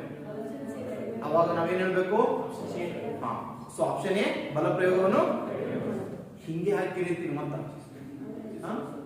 ಸರ ನೀವು ಹಾಕೋ ಬಲ ಪ್ರಯೋಗ ನೀವು ನೋಡಿ ಹೇಳತ್ತೀರಿ. ಮಂಡ ಚಾಕು ತಗೊಂಡು ಕಿಶಂದ್ರೆ ಹಣ್ಣು ಹೊಳಕತ್ತೀರ ತಿಳ್ಕೊರಿ, ಹಣ್ಣು ಅಂದ್ರೆ ಗೊತ್ತಾಗ ಟಮಾಟೆ ಹೊಳಕತ್ತೀನಿ ಅಂತ ತಿಳ್ಕೊರಿ. ಮಂಡ ಚಾಕು ತಗೊಂಡು ಹಿಂಗ್ ಮಾಡಿ ಹಿಂಗ್ ಹೊಳ್ತಿರ್ತೀರಿ ನೋಡ್ರಿ, ಒಟ್ಟದು ಹೊಳಲ್ಲ, ಅವಾಗ ಬಟ್ಟ್ಯಾಗ ಚುಚ್ಚಿ ಹಿಂಗ ಹರಿತೀರಿ ಸರ್. ಅದೇ ಶಾರ್ಪ್ ಇತ್ತಂದ್ರ ನೋಡ್ರಿ ನೀವು ಹೋಳಕತ್ತೀನಿ ಇಲ್ಲ ಟೊಮಾಟೆಗೆ ಹೋಳ್ಬೇಕಾದ್ರೆ ಹಿಂಗ ಹಿಂಗ ಹಿಂಗ ಹಿಂಗ ಮಾಡ್ರಿ, ಚರ ಚರ ಚರ ಚರ ಹೋಳ್ಬಿಡ್ತಾವ ಸರ್. ಸರ್ ನೀವು ಹಾಕೋ ಬಲ ಅಲ್ಲಿ ಕೇಳಲ್ಲ, ಆ ವಸ್ತುವಿನ ಮೇಲೆ ಬೀಳೋ ಬಲ ಕೇಳ್ತಾನೆ. ಆ ವಸ್ತುವಿನ ಮೇಲೆ ಬೀಳೋ ಬಲ ಹೆಚ್ಚಿಸುವ ಉದ್ದೇಶ. ಒಂದೇ ಸಣ್ಣ ಬಿಂದುವಿನ ಮೇಲೆ ನೀವು ಬಲ ಹಾಕಿದ್ರೆ ತಿಳ್ಕೊರಿ. ಸೊ ಸ್ವಲ್ಪ ಹಿಂಗ್ ಮಾಡಿದ್ರು ಅದ್ರ ಮ್ಯಾಲ ಬೀಳೋ ಬಲ ಏನಾಗಿರ್ತದ, ನೀ ಎಲ್ಲ ಕಡಿಮೆ ಹಾಕಿ ಅನಿಸ್ತದ, ಆದ್ರೆ ಆ ವಸ್ತುವಿನ ಮೇಲೆ ಬೀಳೋ ಬಲ ಹೆಚ್ಚಾಗಿರುತ್ತೆ. ಅದಕ್ಕ ಹಿಂಗ ಹಿಂಗ ಮಾಡಿದ್ರೆ ಜಲ್ದಿ ಕತ್ತರಿಸಿ ಹೋಗುತ್ತೆ. ಕಾರಣ ಅಂತ ಕೇಳಿದ್ರೆ ಬಲವನ್ನು ಹೆಚ್ಚಿಸುವ ಉದ್ದೇಶ, ಕಡಿಮೆಗೊಳಿಸುವ ಉದ್ದೇಶ ಅಲ್ಲ ಸರ್. ಅರ್ಥ ಆಯ್ತಾ? ಸೊ ಇವೆಲ್ಲ ಬಲಕ್ಕೆ ಸೊ ಅನ್ವಯಗಳು ಅಂತ ನಾವು ನೋಡ್ತೀವಿ. ಸೊ ಇನ್ನ ಬಲದ ಆವೇಗ ಅಂತ ಬರುತ್ತೆ, ಅಥವಾ ಬಲ ಅನ್ನೋದೇ ಒಂದು ಚಾಪ್ಟರ್ ಮಾಡಿ ಅಧ್ಯಯನ ಮಾಡ್ತೀವಿ. ನೆಕ್ಸ್ಟ್ ಹೇಳೋದೆ ನಾನು ಬಲದ ಆವೇಗ ಬಿಟ್ರೆ ಬಲ ಅನ್ನುವಂತ ಒಂದು ಚಾಪ್ಟರ್ ನ ಹೇಳ್ತೀನಿ ಸರ್. ಫೋರ್ಸ್ ಅಂದ್ರೆ ಏನು, ಸೊ ಅದ್ರ ಮೇಲೆ ಸೊ ಸೆಂಟ್ರಿಫ್ಯೂಗಲ್ ಫೋರ್ಸ್ ಅಂದ್ರೆ ಏನು, ಸೆಂಟ್ರಿಪೆಟಲ್ ಫೋರ್ಸ್ ಅಂದ್ರೆ ಏನು, ಸೊ ಅಲ್ಲಿ ನಾನು ಅದನ್ನ ನೋಡ್ಬೋದು ಬರೋಣ ಅಂತ. ಅವಾಗ ನಿಮ್ಗೆ ಬೆಸ್ಟ್ ಎಕ್ಸಾಂಪಲ್ಸ್ ಅನ್ನ ನಾನು ಅಲ್ಲಿ ಕೊಟ್ಕೊಂಡು ಹೋಗ್ತೀನಿ, ಮತ್ತಿಷ್ಟು ಎಕ್ಸಾಂಪಲ್ಸ್ ಅನ್ನ ನೋಡೋಣ. ಆದ್ರೆ ನೆಕ್ಸ್ಟ್ ನ್ಯೂಟನ್ ಚಲನೆಯ ಸೊ ಮೂರನೆಯ ನಿಯಮ ಅಂತ ನೋಡ್ತೀವಿ ಸರ್. ನ್ಯೂಟನ್ ಚಲನೆಯ ಸೊ ಮೂರನೆಯ ನಿಯಮ ಯಾವ್ದ್ರಿ? Very good. ಕ್ರಿಯೆಗೆ ಪ್ರತಿಕ್ರಿಯೆ, ಕ್ರಿಯೆಗೆ ಪ್ರತಿಕ್ರಿಯೆ ಅಂತ ನೋಡ್ತೀವಿ. ಸೊ ಕ್ರಿಯೆಗೆ ಪ್ರತಿಕ್ರಿಯೆ, ಆಕ್ಷನ್ ಅಂಡ್ ರಿಯಾಕ್ಷನ್ಸ್ ಅಂತ ನೋಡ್ತೀವಿ ಸರ್. ಸೊ ಯಾವುದೇ ಒಂದು ಕ್ರಿಯೆಗೆ ಪ್ರತಿಕ್ರಿಯೆ ಎಷ್ಟಿರುತ್ತೆ ಅಂತ ಕೇಳಿದ್ರೆ ಸಮಾನವಾಗಿರುತ್ತೆ ಮತ್ತು ವಿರುದ್ಧವಾಗಿರುತ್ತೆ ಅಂತ ನೋಡ್ತೀವಿ ಸರ್. ಪ್ರತಿಕ್ರಿಯೆ ಹೇಗಿರುತ್ತೆ? ಅದರಷ್ಟೇ ಇರ್ತದ, ಹೆಚ್ಚು ಕಡಿಮೆ ಇರಲ್ಲ. ಮತ್ತು ಏನಾಗಿರ್ತದ, ವಿರುದ್ಧ ದಿಕ್ಕಿನಲ್ಲಿರುತ್ತೆ. ನೋಡಿ ಬೆಸ್ಟ್ ಎಕ್ಸಾಂಪಲ್, ನಾ ಹಿಂಗ್ ಮಾಡಿದ್ದೀನಿ ಅಂತ ತಿಳ್ಕೊ. ಸೊ ಅದು ನನಗೆ ಗೊತ್ತ ಸರ್. ಎಷ್ಟು ಗುದ್ದುತ್ತದಂದ್ರ ನಾ ಎಷ್ಟು ಜೋಶ್ಲೆ ಗುದ್ದುತ್ತೀನಿ ಅಷ್ಟು ಜೋಶ್ಲೆ ಅದು ನನಗೆ ಗುದ್ದುತ್ತೆ. ಈ ಸಾವಕಾಶ ಗುದ್ದಿದೆ, ಸಾವಕಾಶ ಗುದ್ದಿದೆ. ಆದ್ರ ನಾ ಹಿಂಗ್ ಗುದ್ತೀನಿ ಅಂದ್ರೆ ನನ್ನ ವಿರುದ್ಧ ದಿಕ್ಕಿ ಗುತ್ತ ಸರ್ ಅದು, ಹೌದಾ? ಅದರಷ್ಟೇ ಗುದ್ದುತ್ತದೆ. ಪ್ರತಿಕ್ರಿಯೆ ಹೆಂಗಿರ್ತದ, ಸಮಾನವಾಗಿರುತ್ತದೆ ಅಂತ ಹೇಳಿದೆ. ಇಲ್ಲಿ ನೋಡ್ರಿ, ನಾನು ಇನ್ ಕೇಸ್ ಒಮ್ಮೆ ಫೋರ್ಸಬಲ್ ಗುದ್ದಿನಿ ಅಂತ ತಿಳ್ಕೊರಿ, ನೋಡ್ಬೇಕಂದಿರ ಓಕೆ ಬರ ಫೋರ್ಸಬಲ್ ಗುದ್ದಿನಿ ಅಂದ್ರೆ ಕೈ ಜಾಸ್ತಿ ನೋವಾಗ್ತದೆ ಸರ್. ಯಾಕಂದ್ರ ಅದು ಕೂಡ ನನಗೆ ಅಷ್ಟೇ ವೇಗದಲ್ಲಿ ಏನ್ ಮಾಡುತ್ತೆ, ಗುದ್ದುತ್ತದೆ ಅಂತ ಸರ್. ಅಷ್ಟೇ ಫೋರ್ಸ್ಲಿ ನಮ್ಗೆ ಅದು ಗುದ್ದುತ್ತಂದ್ರೆ ಸೊ ಅವಾಗ ಏನಾಗುತ್ತೆ, ಕೈ ನೋವು ಆಗುತ್ತೆ ಜಾಸ್ತಿ ಅಂತ. ಇದು ನ್ಯೂಟನ್ ಚಲನೆಯ ಯಾವುದಕ್ಕೆ ಉದಾಹರಣೆ ಅಂತ ಕೇಳ್ತಾನೆ. ಸೊ ನ್ಯೂಟನ್ ಚಲನೆಯ ಮೂರನೇ ನಿಯಮಕ್ಕೆ ಉದಾಹರಣೆ ಅಂತ ನೋಡ್ತೀವಿ ಸರ್. ಇದು ಬಿಟ್ರೆ ನೆಕ್ಸ್ಟ್ ಒಂದು ಕ್ವಶನ್ ಕೇಳಿದಾನೆ ನಿಮ್ಗೆ, ಏನು, ಒಬ್ಬ ವ್ಯಕ್ತಿ ಕುರ್ಚಿಯ ಮೇಲೆ ಕುಳಿತು ಗೋಡೆಗೆ ಒದ್ದಾಗ ಅಂತ ಕೇಳ್ತಾನೆ ಸರ್. ಕುರ್ಚಿಯ ಮೇಲೆ ಕುಳಿತು ಗೋಡೆಗೆ ಒದ್ದಂತೆ ಸೊ ಗೋಡೆಯೂ ಕೂಡ ಅವನಿಗೆ ಒದೆಯುತ್ತದೆ. ಅಷ್ಟೇ ಪ್ರಮಾಣದಲ್ಲಿ ಗೋಡೆ ಒದೀತದ. ಅವಾಗ ಕುರ್ಚಿ ಏನ್ ಮಾಡ್ತಂದ್ರ ಹಿಂದಕ್ಕೆ ಸರಿತ ಸರ್. ಚಲೋ ಇಂಥ ಪರಿಶಿ ಮೇಲೆ ಕುಂತ ಕಿಶನ್ ಬದಿರಿ ಅಂದ್ರೆ ಕುರ್ಚಿ ಹಿಂದಕ್ಕೆ ಸರಿತದ. ನಿಮ್ ಮನೆಯ ಪರಿಶಿ ಮೇಲೆ ಕುಂತ ಕಿಶನ್ ಹೋದ್ರಂದ್ರ ಕುರ್ಚಿ ಅಲ್ಲೇ ಕೂತಿರ್ತದ, ನಿಮ್ ಕೈ ಹಿಂದಕ್ಕೆ ಬಿದ್ದಿರ್ತದ. ಜರಿಬೇಕು ಸರ್, ಅದು ಜರದಿಲ್ಲ ಅಂದ್ರ ಅದು ಒದ್ದಾಗ ಕುರ್ಚಿ ಸರಿ ಇಲ್ಲ ಏನಾಗ್ತದ, ನೀವು ಮ್ಯಾಲ ಕೂತವ್ರು ಸರಿತೀರಿ ಸರ್. ಸೊ ಅದು ಒಂದು ಬೆಸ್ಟ್ ಎಕ್ಸಾಂಪಲ್ ಕ್ವಶನ್ ಕೇಳ್ತಾರೆ. ಇದಾದ ನಂತರ ನೆಕ್ಸ್ಟ್ ಸೊ ನೋಡೋಣ, ಇಂಥವು ಏನಾರ ಎಕ್ಸಾಂಪಲ್ಸ್ ಗೊತ್ತಿವೆ ನಾ ಹೇಳಿ ನೋಡೋಣ. ಹಾ ಹೇಳಿ. ಒಂದು ರೈಫಲ್ ನಿಂದ ಗುಂಡನ್ನು ಹಾರಿಸಿದಾಗ ರೈಫಲ್ ಹಿಂದಕ್ಕೆ ಚಿಮ್ಮುತ್ತದೆ. ಹಾ. ಗುಂಡಿಗೆ ಹೋಲಿಸಿದರೆ ರೈಫಲಿನ ಗತಿಶಕ್ತಿ ಸಮಾನವಾಗಿರುತ್ತದೆ. ಹೇಳ್ತೀನಿ ಸರ್, ಬಂದೂಕಿನ ಗುಂಡು ಹೇಳ್ತೀನಿ ಸರ್. ಒಬ್ಬ ರಾಕೆಟ್ ಮತ್ತು ಬಂದೂಕಿನ ಗುಂಡು ಇವು ಎದಕ್ಕೆ ಎಕ್ಸಾಂಪಲ್ ಆಗ್ತವೆ ಅನ್ನೋದು ಹೇಳ್ತೇನೆ. ಸೊ ನೆಕ್ಸ್ಟ್ ಕಾನ್ಸೆಪ್ಟ್ ಅಂತ ಕೇಳ್ತೀವಿ, ನಾವು ತಿರುಗಾಡೋದು ಸರ್. ಸಾಮಾನ್ಯವಾಗಿ ನಾವು ತಿರುಗಾಡೋದು ಕೂಡ ನ್ಯೂಟನ್ ತರಲ್ಲ ಸರ್. ನಾವು ಹಿಂಗೆ ನೆಲ ಬರೀತೀವಿ, ಮುಂದಕ್ಕೆ ಹೋಗ್ತೀವಿ ಸರ್. ಅದೇ ಸೊ ಒಲಿಂಪಿಕ್ಸ್ ಓಟದಾಗ 100 ಮೀಟರ್ 200 400 ಮೀಟರ್ ಓಡೋರು ಕಾಲ ಕೆಳಗಡೆ ಒಂದು ಇದು ಇಟ್ಕೊಂಡಿರ್ತಾರೆ ನೋಡ್ರಿ ಅನ್ಸಲ್ಲ. ಅದಕ್ಕೆ ಏನ್ ಕರಿತೀವಿ, ಅದಕ್ಕೆ ಏನ್ರಿ ಸ್ಪೈ ಅಲ್ಲಲ್ಲ ಗ್ರಿಪ್ಪರ್ ಇರ್ತದೆ ನೋಡ್ರಿ ಕೆಳಗ. ಇಷ್ಟೆತ್ರ ಹಿಂಗ ಗ್ರಿಪ್ ಇರ್ತದ. ಸೊ ಅದಕ್ಕೆ ಏನ್ ಕರಿತೀವಿ, ಏನು ಬಿಡಿ ಸರ್, ಗ್ರಿಪ್ಪರ್ ತಿಳ್ಕೊರಿ. ಹಿಂಗಿರ್ತದೆ ಸರ್, ಕಾಲ್ ಕೆಳಗಡೆ ಇಟ್ಕೊಂಡಿರ್ತಾರ ನೋಡ್ರಿ. ಯಾಕಂದ್ರೆ ಇಟ್ಕೊಳ್ಳೋ ಉದ್ದೇಶ ಅಂತ ಕೇಳ್ತಾನ, ಫಸ್ಟ್ ಹೆಜ್ಜೆ ಮೂವ್ ಆಗ್ಬೇಕಾದಾಗ ಅಲ್ಲಿ ಪ್ರತಿಕ್ರಿಯೆ ಜಾಸ್ತಿ ಸಿಗ್ಬೇಕು ಸರ್. ಅವಾಗ ಅವ್ರು ಏನ್ ಮಾಡ್ತಾರ, ಅದಕ್ಕೆ ಜೋಶ್ಲೆ ಒದ್ದು ಏನ್ ಮಾಡ್ತಾರ, ಮುಂದಕ್ಕೆ ಹೋಗ್ತಾರ. ಅವಾಗ ಎಷ್ಟು ಜೋಶ್ಲೆ ಅದಕ್ಕೆ ಒದಿತಾರ ಅವ್ರಿಗೂ ಕೂಡ ಅಷ್ಟು ಜೋಶ್ಲೆ ಒದಿಯುತ್ತ ಅವ್ರಿಗೆ ಸೊ ಆರಂಭಿಕ ವೇಗ ಸಿಗುತ್ತೆ ಅಂತ ನೋಡ್ತೀವಿ ಸರ್. ಅಥವಾ ಈಜುಗಾರರು ನೋಡ್ರಿ, ಈಜುಗಾರರು ನೀರನ್ನು ಹಿಂದಕ್ಕೆ ತಳ್ಳುವ ಮೂಲಕ ಮುಂದಕ್ಕೆ ಚಲಿಸುವುದು. ನಾವಿಕನೊಬ್ಬನು ಹುಟ್ಟಿನಿಂದ ನೀರನ್ನು ಹಿಂದಕ್ಕೆ ತಳ್ಳುವ ಮೂಲಕ ಮುಂದಕ್ಕೆ ಹೋಗುವುದು. ಅಥವಾ ಸೊ ಈಜುಗಾರರು ಡೆಂಬಲ್ಸ್ಗೆ ಒದ್ದು ನೋಡ್ರಿ ಎಷ್ಟು ಜೋಶ ಒದಿತಾರಂದ್ರೆ ಹಿಂಗ್ ಮಾಡಿ ಒದ್ದು ಹಿಂಗ್ ಮುಂದಕ್ಕೆ ಹೋಗ್ತಾರೆ ಸರ್. ಸೊ ಡೆಂಬಲ್ಸ್ಗೆ ಒದ್ದು ಮುಂದಕ್ಕೆ ಜಿಗಿಯುವುದು ಕಾರಣ ಅಂತ ಕೇಳಿದ್ರೆ ಸೊ ಆರಂಭಿಕ ವೇಗವನ್ನು ಹೆಚ್ಚಿಸಿಕೊಳ್ಳಲು. ಅದು ಎಷ್ಟು ಜೋಶ ಒದಿತಾರ ಅದು ಅಷ್ಟು ಜೋಶ ಒದಿತದ, ಈಸಿಯಾಗಿ ಅವ್ರು ಏನ್ ಮಾಡ್ಬೋದು, ಮುಂದಕ್ಕೆ ಚಲಿಸಬಹುದು ಅಂತ ನೋಡ್ತೀವಿ. ಅದು ಕೂಡ ನ್ಯೂಟನ್ ಥರ್ಡ್ ಲಾ ಗೆ ಎಕ್ಸಾಂಪಲ್ ಅಂತ ನೋಡ್ತೀವಿ. ಸೊ ನೋಡ್ರೆ ನೆಕ್ಸ್ಟ್ ಕ್ವಶನ್ ಕೇಳ್ತಾನೆ, ಕ್ರಿಕೆಟ್ ಮೇಲೆ ಕೇಳ ನೋಡ್ರಿ. ಸೊ ಸ್ಪಿನ್ ಬಾಲ್ ಗಿಂತಲೂ ವೇಗದ ಬಾಲ್ಗೆ ಬೌಂಡರಿಯನ್ನು ಸುಲಭವಾಗಿ ಹೊಡೆಯಬಹುದು, ಕಾರಣ ಎಂದರೆ ಕೇಳೋಣ ಸರ್. ಸ್ಪಿನ್ ಬಾಲ್ ಅಂದ್ರೆ ಸ್ಲೋ ಇರ್ತಾವ ಸರ್ ಬಾಲ್ಗಳು, ಹೌದಾ? ಅವಾಗ ಕೈಯಾಗ ಯಾವ ತಾಕತ್ ಹೆಚ್ಚಿರ್ತದ ಅವ ಎತ್ತಿ ಹೊಡಿಬೇಕು ಸರ್. ಅವನ್ ತಾಕತ್ ಮೇಲೆ ಅದು 6 or 4 ಹೋಗೋದು ನಿಂತಿರ್ತದೆ ಬೌಂಡ್ರಿ. ಆದ್ರ ಸ್ಪೀಡ್ ಬಾಲಿಗೆ ಹಂಗಲ್ಲ ಸರ್, ಜಸ್ಟ್ ಹಿಂಗ್ ಟಚ್ ಮಾಡಿದ್ರೆ ಸಾಕ ಸೀದಾ ಬೌಂಡ್ರಿ. ಜಸ್ಟ್ ಟಚ್ ಮಾಡಿದ್ರೆ ಸಾಕು 6 ಹೋಗ್ಬಿಡ್ತಾವ ಸರ್. ಯಾಕಂತ ಕೇಳಿದ್ರೆ ಆ ಬರೋ ಕ್ರಿಯೆ ಏನಿರ್ತದ ಬಾರಿ ಫಾಸ್ಟ್ ಇರ್ತದ, ಅದಕ್ಕೆ ಸ್ವಲ್ಪ ಬ್ಯಾಟ್ ಹಿಡಿದು ಪ್ರತಿಕ್ರಿಯೆನೂ ಕೂಡ ಅಷ್ಟೇ ಫಾಸ್ಟ್ ಇರ್ತದೆ ಸರ್. ಎಷ್ಟು ವೇಗದಾಗ ಬಂದು ಬಡಿತದ ಅಷ್ಟ ವೇಗದಾಗ ಅದು ಪುನಃ ಹೋಗುತ್ತದೆ ಅಂತ ನೋಡ್ತೀವಿ ಸರ್. ಹಾಗಾಗಿ ಸೊ ಸ್ಪಿನ್ ಬಾಲ್ಗಿಂತಲೂ ಸ್ಪೀಡ್ ಬಾಲ್ಗೆ ಸುಲಭವಾಗಿ ಬೌಂಡರಿಯನ್ನು ಹೊಡೆಯಬಹುದು. ಸೊ ಇನ್ನು ನೆಕ್ಸ್ಟ್ ಮತ್ತೆ ಮುಗಿತಾ ಇಷ್ಟ ಎಕ್ಸಾಂಪಲ್ಸ್ ಸಾಕಷ್ಟು ಅವ ಸರ್. ಇನ್ನ ಎಕ್ಸಾಂಪಲ್ಸ್ ಹೇಳಿ ನೋಡೋಣ. ಸೊ ಅಂಗೈಯಲ್ಲಿ ಹಿಡಿದಿರುವ ಪೆನ್ನು, ನೀನೆ ಹೇಳಿದೆ ಸರ್ ನಮಗೆ. ಅಂಗೈಯಲ್ಲಿ ಹಿಡಿದಿರುವ ಪೆನ್ನು ನ್ಯೂಟನ್ನ ಮೂರನೇ ನಿಯಮಕ್ಕೂ ಮತ್ತು ಯಾವುದಕ್ಕೆ ಪ್ರಚನ ಶಕ್ತಿಗೂ ಉದಾಹರಣೆ ಅಂತ ಹೇಳಿದೆ. ಇದು ಮ್ಯಾಕದ ಪ್ರಚನ ಶಕ್ತಿಯನ್ನು ಹೊಂದಿದೆ. ಸೊ ಇದು ನಮ್ಮ ಮೇಲೆ ಭಾರ ಹಾಕ್ಲತ್ತದ, ನಾ ಇದ್ರ ಮೇಲೆ ಭಾರ ಹಾಕ್ತಾ ಇದೀನಿ. ಇದು ನನ್ನ ಓದ್ತಾ ಇದೆ, ನಾ ಇದನ್ನ ಓದ್ತಾ ಇದೀನಿ. ಸೊ ಕ್ರಿಯೆಗೆ ಪ್ರತಿಕ್ರಿಯೆ ನಡೀತಾ ಇದೆ. ಹಾಗಾಗಿ ಇದು ನ್ಯೂಟನ್ ಥರ್ಡ್ ಲಾ ಎಕ್ಸಾಂಪಲ್ ಬರೀ ಅಂತ ಹೇಳಿದ್ದೇನಿಲ್ಲ. ಎಸ್. ಇದಾದ್ಮೇಲೆ ನೆಕ್ಸ್ಟ್ ಕೇಳ್ತಾನೆ ಸರ್, ಬಂದೂಕಿನಿಂದ ಗೋಲಿ ಹಾರುವುದು ಮತ್ತು ಸೊ ರಾಕೆಟ್ಗಳ ಉಡಾವಣೆ ಅಂತ ನೋಡ್ತೇವೆ ಸರ್. ಸೊ ಇವೆರಡು ನ್ಯೂಟನ್ನ ಮೂರನೇ ನಿಯಮ ಮತ್ತು ನೋಡ್ರಿ ವಿಮಾನಗಳ ಹಾರಾಟ ಮಾಡುವುದು ಕೇಳ್ತಾನೆ ಸರ್. ವಿಮಾನಗಳ ಹಾರಾಟ ಮಾಡುವುದು ನ್ಯೂಟನ್ ಥರ್ಡ್ ಲಾ. ಸೊ ವಿಮಾನ ಹಾರಾಟ ಮಾಡುವುದು ಅಂದಾಗ ಮೊನ್ನೆ ಬರ್ನೌಲಿಸ್ ಲಾ ಹೇಳೋದು ಒಂದು ಕಾನ್ಸೆಪ್ಟ್ ಅನ್ನು ಹೇಳಿದ್ದೆ. ವಿಮಾನ ಹಾರಬೇಕಾದಾಗ ಸರ್ ವಿಮಾನ ಹಾರಬೇಕಾದಾಗ ಒಂದು ಫಸ್ಟ್ ಏನ್ ಬರ್ತದೆ ಅಂತ ಕೇಳಿದ್ರೆ ಫಸ್ಟನೇ ಹಂತದಲ್ಲಿ ನ್ಯೂಟನ್ ಥರ್ಡ್ ಲಾ, ನ್ಯೂಟನ್ ಮೂರನೇ ನಿಯಮ ಸರ್. ಸೊ ಇನ್ನ ಎರಡನೇ ಹಂತ ಅಂತ ಕೇಳಿದ್ರೆ ಬರ್ನೌಲಿಸ್ ನಿಯಮ ಅಂತ ಹೇಳಿದೆ ಸರ್. ಬರ್ನೌಲಿಸ್ ನಿಯಮ ಎರಡು ಅನ್ವಯ ಆಗ್ತವೆ ಸರ್ ಅಂತ. ವಿಮಾನ ಟೇಕಪ್ ಆಗಬೇಕಾದ್ರೆ ನ್ಯೂಟನ್ ಥರ್ಡ್ ಲಾ ದಟ್ಟವಾದ ಇಂಧನವನ್ನು ಉಳ್ಕೊಳ್ಳಿ ಮುಂದಕ್ಕೆ ಹೋಗುತ್ತೆ. ಸೊ ಮ್ಯಾಲ್ ಹಾರಬೇಕಾದಾಗ ಹಾರಾಟ ಮಾಡಬೇಕಾದಾಗ ಬರ್ನೌಲಿಸ್ ಲಾ ಅಂತ ಹೇಳಿದೆ. ಸೊ ಹಾಗೆ ಇಲ್ಲಿ ಬಂದೂಕಿನಿಂದ ಗುಂಡು ಹಾರುವುದು ಮತ್ತು ಯಾವ್ದು ಇನ್ನೊಂದು ರಾಕೆಟ್ಗಳ ಉಡಾವಣೆ ಅಂತ ನೋಡ್ತೀವಿ ಸರ್. ನ್ಯೂಟನ್ ಚಲನೆಯ ಮೂರನೇ ನಿಯಮ ಕ್ರಿಯೆ ಪ್ರತಿಕ್ರಿಯೆ ಮತ್ತು ನೋಡ್ರಿ ಸಂವೇಗ ಸಂರಕ್ಷಣೆ.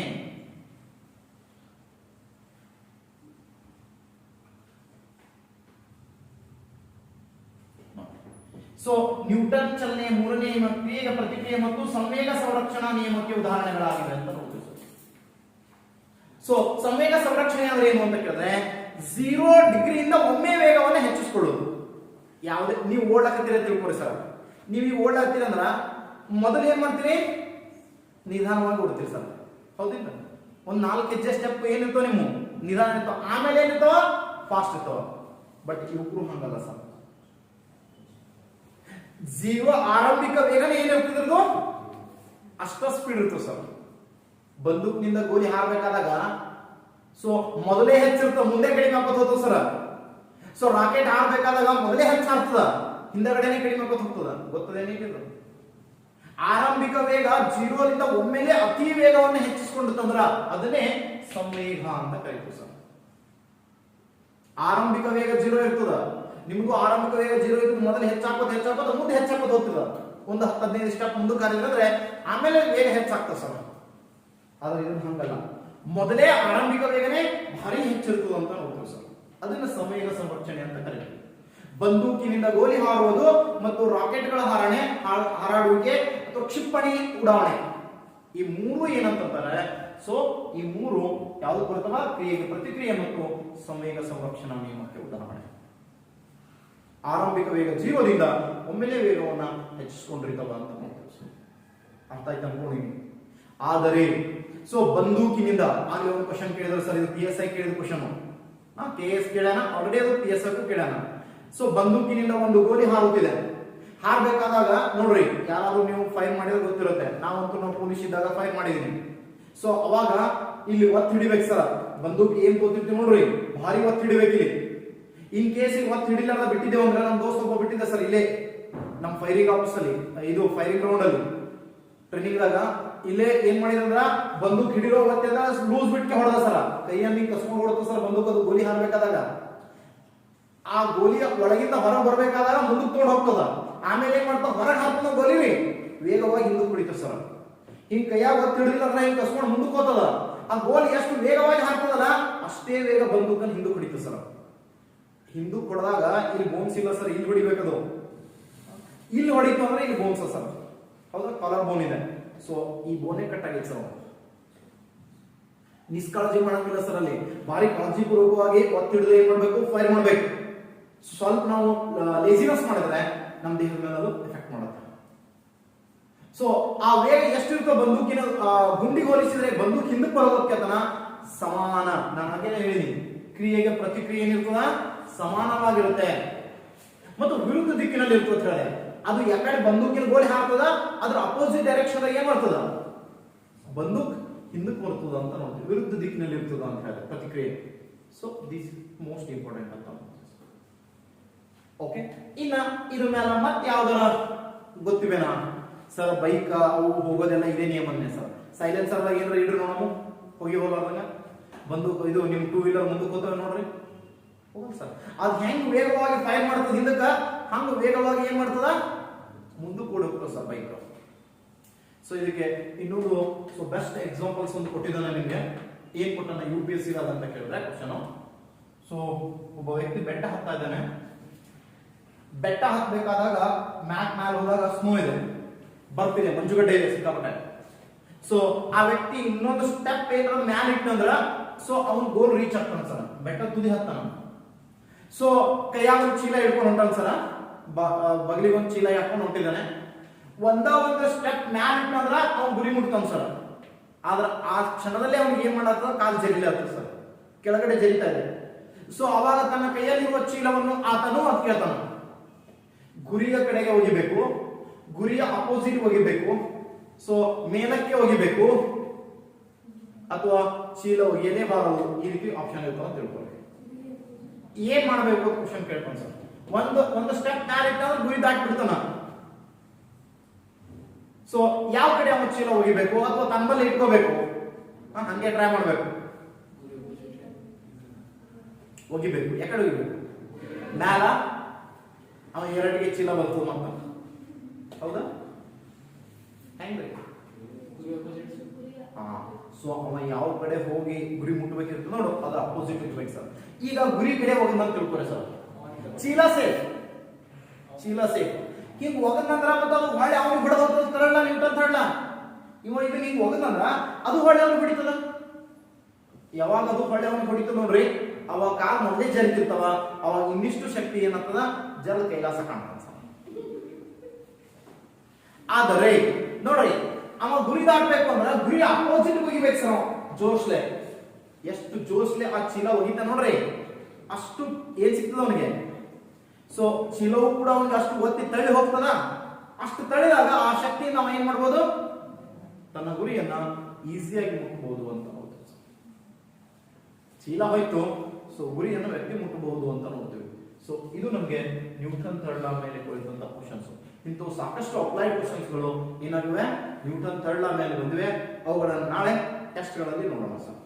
ಇಷ್ಟು ಚಲನೆ ಅಂದಾಗ ನಮಗೆ ಮೋಸ್ಟ್ ಇಂಪಾರ್ಟೆಂಟ್ ಆಗಿ ಗೊತ್ತಿರ್ತಕ್ಕಂಥ ಸೊ ಒಂದಿಷ್ಟು ಕಾನ್ಸೆಪ್ಟ್ ಅನ್ನು ನೋಡಿದೆವು. 3 ಚಲನಾ ನಿಯಮಗಳನ್ನ ನೋಡಬೇಕು. ಇದಾದ್ಮೇಲೆ ಸುಮ್ಮನೆ ಇನ್ನೊಂದು 2 ಚಲನೆಯನ್ನ ಹೇಳ್ತೇನೆ ಸರ್. ಒಂದು ವೃತ್ತೀಯ ಚಲನೆ ಅಂತ ನೋಡ್ಬೇಕು. ಅಲ್ಲಿ ಏನ್ ಕೇಳಲ್ಲ ಸರ್ ವೃತ್ತೀಯ ಚಲನೆಯ ಮೇಲೆ, ಸುಮ್ಮನೆ ಒಂದು ಎಕ್ಸಾಂಪಲ್ ಕೊಡಬೇಕು ಅನ್ನೋದಕ್ಕೋಸ್ಕರ ಹೇಳ್ತಾ ಇದ್ದೀನಿ ನಿಮಗೆ. ಸೊ ನೆಕ್ಸ್ಟ್ ನಾನು ನೋಡ್ತಾ ಇದ್ದೀನಿ ಈ 3 ಚಲನೆಯ ಜೊತೆಗೆ ವೃತ್ತೀಯ ಚಲನೆ. ಹೇಳಿ ನೋಡೋಣ, ಹಂಗಂದ್ರೆ ಏನು? ವೃತ್ತಾಕಾರದಲ್ಲಿ ಚಲಿಸುತ್ತಿದ್ರ ಅದನ್ನ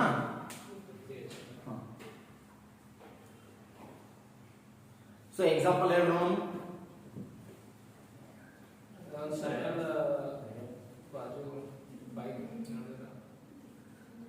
ಗಾಣ, ಎತ್ತಿನ ಗಾಣ ಕಟ್ತಿರ್ಲ ಮೊದಲ ಗೊತ್ತದ. ಸೊ ಒಂದು ನಡು ಕೇಂದ್ರ ಬಿಂದು ಇಟ್ಟು ಸೊ ಅದಕ್ಕೆ ಹಗ್ಗ ಕಟ್ಟಿ ಎತ್ತ ತಿರುಗಿಸ್ತಾರೆ ಗಾಣ ಅಂತ ಕರಿತೀವಿ ಸರ್. ಆ ಗಾಣ ಯಾವತ್ತು ಹಗ್ಗದಿಂದ ತ್ರಿಜ್ಯ ಎಷ್ಟಿತ್ತು ನೋಡ್ರಿ, ಅಷ್ಟು ತಿರುಗ್ತಿರ್ತದೆ. ಒಂದು ನಿರ್ದಿಷ್ಟ ಬಿಂದುವಿನಿಂದ ನೋಡ್ರಿ, ಒಂದು ನಿರ್ದಿಷ್ಟ ಬಿಂದುವಿನಿಂದ ಸಮಾನ ತ್ರಿಜ್ಯದಲ್ಲಿ ಒಂದು ವಸ್ತು ಚಲಿಸುತ್ತಾ ಹೋದರೆ ಉಂಟಾಗುವ ಪಥವನ್ನೇ ನಾವು ವೃತ್ತ ಎಂದು ಕರೆಯುತ್ತೇವೆ. ಆ ಚಲನೆಯನ್ನೇ ವೃತ್ತೀಯ ಚಲನೆ ಎನ್ನುತ್ತೇವೆ. ಆ ಚಲನೆಯನ್ನ ನಾವೇನ್ ಕರಿತೀವಿ, ವೃತ್ತೀಯ ಚಲನೆ ಅಂತ ಕರಿತೀವಿ ಸರ್. ಒಂದು ನಿರ್ದಿಷ್ಟ ಬಿಂದುವಿನಿಂದ ಒಂದೇ ತ್ರಿಜ್ಯದಲ್ಲಿ ವಸ್ತು ಒಂದು ಚಲಿಸುತ್ತಾ ಹೋದರೆ ಅದನ್ನ ನಾವು ವೃತ್ತೀಯ ಚಲನೆ ಅಂತ ಕರಿತೀವಿ. ಬೆಸ್ಟ್ ಎಕ್ಸಾಂಪಲ್ ಅಂದ್ರ ನಿಮ್ಮ ಗಡಿಯಾರದ ಮುಳ್ಳುಗಳ ಚಲನೆ, ಗ್ರಹಗಳ ಚಲನೆ ಬರ್ತದ ಇಲ್ಲ, ಬಟ್ ಅದು ಜಿಯಾಡ್ ಆಕಾರದಲ್ಲಿ ತಿರುಗುತ್ತಿರ್ತಾವ ಸರ್ ಗ್ರಹಗಳು. ಅಂಡಾಕಾರ, ಜಿಯಾಡ್ ಅಲ್ಲ, ಅಂಡಾಕಾರ ಚಲನೆ ಅಂತ ಕರಿತೀವಿ. ನಮ್ಮ ಗ್ರಹಗಳ ಚಲನೆ ಹೇಗಿದೆ ಅಂದ್ರೆ ಸೊ ಇಲ್ಲ ಸರ್, ನಮ್ದೊಂದು ಇದು ಸೂರ್ಯ ತಿಳ್ಕೊಳ್ಳಿ, ಸನ್. ಇದಕ್ಕೆ ನಮ್ ಗ್ರಹ ಚಲಿಸ್ತದ ಅಂತ ಕೇಳಿದ್ರೆ ನಮ್ಮ ಗ್ರಹದ ಚಲನೆ ಹೆಂಗಂದ್ರೆ ಹಿಂಗ್ ಅಂಡಾಕಾರ ಸರ್, ಹಿಂಗ. ಸೊ ಈ ಅಂಡಾಕಾರದಲ್ಲಿ ಕೆಲವು ದಿನಗಳು ಏನ್ ಮಾಡಿರ್ತಾನ, ಸೂರ್ಯನಿಗೆ ಸಮೀಪ ಇರ್ತಾನ ಸರ್, ಕೆಲವು ದಿನ ದೂರ ಇರ್ತಾನ. ಹೌದಾ? ತತ್ತಿ ಹೆಂಗಿರ್ತದ ನೋಡಿ ಶೇಪ್, ಒಂದ್ ಕಡೆ ಹಿಂಗ್ ಉದ್ದಕ್ಕೆ ಮ್ಯಾಲ ಚೂಪ್ ಬಂದಿರ್ತದ, ಒಂದ್ ಕೆಳಗೂ ಹಿಂಗ್ ಉಟ್ಕೊಂಡಿರ್ತದ. ಆ ರೀತಿ ಚಲನೆ ಸರ್ ನಮ್ದು ಗ್ರಹಗಳು. ಹಂಗಾಗಿ ಗ್ರಹಗಳ ಚಲನೆ ಅಷ್ಟು ಸೂಕ್ತ ಅಲ್ಲ, ಅದು ಅಂಡಾಕಾರದ ಚಲನೆ ಅಂತ ನೋಡ್ತೀವಿ ಸರ್. ತತ್ತಿ ಶೇಪ್ ಅಂತ ಹೇಳ್ತಾವು. ಆದ್ರೆ ಗಡಿಯಾರದ ಮುಳ್ಳುಗಳ ಚಲನೆ, ನಿಮ್ದು ಕೊಬ್ಬರಿ ಬಟ್ಲ ಆಡಿರ್ತೀವಿ ನೋಡ್ರೇನು, ನಾಗರ ಪಂಚಮಿ ಬಂದಾಗ ಕೊಬ್ಬರಿ ಒಳಗಡೆ ಸೊ ಒಂದು ಇದು ಇಟ್ಟು ಹಿಂಗ ಹಿಂಗ ಆಡ್ತಿರ್ತೀರಿ, ಅಥವಾ ಬೊಗರೆ ಆಡ್ತಿರ್ತೀರಿ. ಬೊಗರೆ ನೋಡ್ರಿ ಗೊತ್ತದ ಇಲ್ಲ? ಸೊ ಆ ಕೊಬ್ಬರಿ ಬಟ್ಲ ಆಡ್ತಿರ್ತೀರಿ ನೋಡಿ, ಹಿಂಗ ಹಿಂಗ ತಿರುಗಿಸ್ಕೋತ. ಎಸ್ ಅದು. ಅಥವಾ ಕೈಯಲ್ಲಿ ಸೊ ಒಂದು ಒಂದು ಒಂದು ಕಲ್ಲಿಗೆ ಒಂದು ದಾರವನ್ನ ಕಟ್ಟಿ ಕೈಯಲ್ಲಿ ತಿರುಗಿಸ್ಕೊತ ಹೋಗ್ತಿರ್ತೀರಿ ನೋಡಿ, ಹಿಂಗ ಹಿಂಗ ಹಿಂಗ ಹಿಂಗ ಕೈಯಾಗ ಒಂದು ದಾರ ಕಟ್ಟಿ ಅದನ್ನ ಹಿಂಗ ಹಿಂಗ ತಿರುಗಿಸ್ಕೊತ ಹೋಗ್ತಿರಲ್ಲ ಸರ್. ಹಿಂಗ್ ತಿರುಗಿಸ್ಕೊತ ಹೊಂಟಾಗ ಸೊ ಅಲ್ಲೇ ಇರ್ತದೆ ನೋಡ್ರಿ ಆ ಚಲನೆ. ಸೊ ಅದನ್ನ ನಾವು ವೃತ್ತಿಯ ಚಲನೆ ಅಂತ ಕರಿತೀವಿ. ಅರ್ಥ ಆಯ್ತಾ? ಚಕ್ರ ತಿರುಗ್ತಿರ್ತದ, ಫ್ಯಾನ್ ತಿರುಗ್ತಿರ್ತದ, ಮಿಕ್ಸರ್ ತಿರುಗ್ತದ, ಗ್ರೈಂಡರ್ ತಿರುಗ್ತಾವ ನೋಡ್ರಿ, ಅವೆಲ್ಲ ವೃತ್ತಿಯ ಪಥದಲ್ಲಿ ಇರ್ತಾವ ಅಂತ ನೋಡ್ತೀವಿ, ವೃತ್ತಿಯ ಚಲನೆಯಲ್ಲಿ ಇರ್ತಾವ. Okay good. ಇವಾಗ ಈ ವೃತ್ತಿಯ ಚಲನೆಯಲ್ಲಿ ಇರ್ತಕ್ಕಂತ ಒಂದು ವಸ್ತು ಅಥವಾ ಕೈಯಲ್ಲಿ ದಾರ, ನಿನ್ನೆ ಇನ್ನೊಂದು ಹೇಳಿದೆ ಸರ್ ನಿಮ್ಗೆ, ಯಾವುದು ಆ ಚಕಡಿ ಗಾಲಿ ಆಡ್ತಿರ್ತೀವಿ ನೋಡಿ ಸರ್, ಚಕಡಿ ಗಾಲಿ ಅದು ಕೂಡ ವೃತ್ತಿಯ ಚಲನೆನೇ ನೋಡಿ ಸರ್. ಚಕಡಿ ಗಾಲಿ ಏನ್ ಆಡ್ತಿರ್ತಿಲ್ಲ, ಆ ಚಕಡಿ ಗಾಲಿ ಆಡ್ತಕ್ಕಂಥದ್ದು ಕೂಡ ಒಂದು ವೃತ್ತಿಯ ಚಲನೆ. ವೃತ್ತಿಯ ಚಲನೆಯಲ್ಲಿ ಇರ್ತಕ್ಕಂತ ಒಂದು ವಸ್ತು ಇದು ಸರ್. ಇದ್ರ ಸಮ ನಿಮ್ಗೆ ಇದು ಕ್ವಶನ್ ಹೇಳ್ತಾ ಇದ್ದೀನಿ, ವೃತ್ತಿಯ ಚಲನೆ ಅಂದ್ರೆ ಏನು ಅಂತ. ವೃತ್ತಿಯ ಚಲನೆಯಲ್ಲಿ ಇರ್ತಕ್ಕಂತ ಒಂದು ವಸ್ತು ಒಂದು ವೇಳೆ ನೋಡ್ರಿ, ಒಂದು ವೇಳೆ ನೋಡ್ರಿ ಚಕಡಿ ಗಾಲಿ ಅಂತ ತಿಳ್ಕೊರಿ. ಚಕಡಿ ಗಾಲಿಯನ್ನು ಆಡುತ್ತಿರುವಾಗ ವೃತ್ತಿಯ ಚಲನೆಯಲ್ಲಿದ್ದಾಗ ಚಕಡಿ ಗಾಲಿಯ ನಟ್ ಒಂದು ಹುಚ್ಚ ಹೋಯ್ತಂದ್ರ ಅಂತ ಕೇಳ್ತಾನ ಸರ್. ಅಲ್ಲಿ ಹಾಕಿರೋ ಪಂಕ್ತಿ ಒಂದು ಉಚ್ಕೊಂಡು ಹೋಯ್ತಂದ್ರ ಅಂತ ಕೇಳ್ತಾನ. ಸೊ ಅದು ಯಾವ ದಿಕ್ಕಿನಂತ ಚಲಿಸುತ್ತದೆ ಅಂತ ಕೇಳ್ತಾನ, ಸ್ಪರ್ಶಕೀಯ ದಿಕ್ಕಿನಂತ ಚಲಿಸುತ್ತದೆ. ಅಂದ್ರೆ 90 ಡಿಗ್ರಿ ಓರೆ ಕಡೆಗೆ ಅದು ಹೋಗ್ತದೆ ಸರ್. ಆ 90 ಡಿಗ್ರಿ ಓರೆಯನ್ನ ನಾವು ಸ್ಪರ್ಶಕೀಯ ದಿಕ್ಕು ಅಂತ ಕರಿತೀವಿ. ಅಥವಾ ಕಲ್ಲನ್ನ ಹಿಂಗ್ ತಿರುಗಿಸ್ತಾ ಇದೀರಿ, ತಿರುಗಿಸ್ಬೇಕಾದಾಗ ದಾರ ಕಟ್ಟಾಗಿ ಹೋಯ್ತಂದ್ರ ಅಂತ ಕೇಳ್ತಾನ, ಅದು ಯಾವ ದಿಕ್ಕಿನಂತ ಹೋಗ್ತಂದ್ರ ಆ ತ್ರಿಜ್ಯಕ್ಕೆ ಅದು 90 ಡಿಗ್ರಿ ಓರೆಯಲ್ಲಿ ಚಲಿಸುತ್ತದೆ. ಆ ತ್ರಿಜ್ಯಕ್ಕೆ ಅದು 90 ಡಿಗ್ರಿ ಓರೆ ಅಂದ್ರ ಅದನ್ನ ಲಂಬ ಅಥವಾ ಸ್ಪರ್ಶಕೀಯ ದಿಕ್ಕು ಅಂತ ಕರೀತೀವಿ ಸರ್. ಇದು ಒಂದು ನೆನಪಿಟ್ಕೊಂಡ್ರೆ ಸಾಕು ವೃತ್ತಿಯ ಚಲನೆ ಮೇಲೆ. ವೃತ್ತಿಯ ಚಲನೆ ಅಂದ್ರೆ ಏನು ಅಂತ ಕ್ವಶನ್ ಕೇಳಲ್ಲ, ಆ ವೃತ್ತಿಯ ಚಲನೆ ಇರತಕ್ಕಂತ ವಸ್ತು ಒಂದು ಸೊ ದಾರ ಕಟ್ಕೊಂಡು ಹೋಯ್ತು ಅಂದ್ರ ಅಂತ ಕೇಳ್ತಾನ. ದಾರ ಕಟ್ಕೊಂಡು ಹೋಯ್ತು ಅಂದ್ರೆ ಸೊ ಅದು ಸ್ಪರ್ಶಕೀಯ ದಿಕ್ಕಿನಂತ ಚಲಿಸಿರುತ್ತದೆ. ಇಷ್ಟು ನಿಮ್ಗೆ ಗೊತ್ತಿದ್ರೆ ದ ಬೆಸ್ಟ್ ಅಂತ ಹೋಗ್ತೇವೆ ಸರ್ ವೃತ್ತಿಯ ಚಲನೆ ಬಗ್ಗೆ. ಇದು ಬಿಟ್ರೆ ಸೊ ಇನ್ನೊಂದು ಲೋಲಕ ಚಲನೆ ಅಂತ ಬರುತ್ತೆ. ಸೊ ನೀವು ಆಲ್ರೆಡಿ ಕೇಳಿರ್ಬೇಕು ಅನ್ಕೊಂಡಿನಿ, ಲೋಲಕ ಚಲನೆ ಅಂದ್ರೆ ಏನು ಅಂತ. ಸೊ ಲೋಲಕ ಚಲನೆ, ಲೋಲಕ ಚಲನೆ ಕೇಳಿಲ್ರಿ? ಏನ್ ನೋಡೋಣ ಹೇಳ್ರಿ. ಹಾ, ಸೊ ಲೋಲಕ ಚಲನೆ ಅಂತಂದಾಗ ನಾವು ಪಟ್ಟನೆ ಗೊತ್ತಿರಬೇಕು ಯಾವ ಅಂತಂದ್ರ ಪೀಸಾ ವಾಲ್ ಗೊಬ್ಬರ. ನೀನೆ ಹೇಳುವಾಗ ಹೇಳಿನಿ, ಸೊ ಸುಮ್ನೆ ಅರ್ಧಕ್ಕೆ ಹೇಳ್ಬಿಟ್ಟಿದೆ ಸರ್.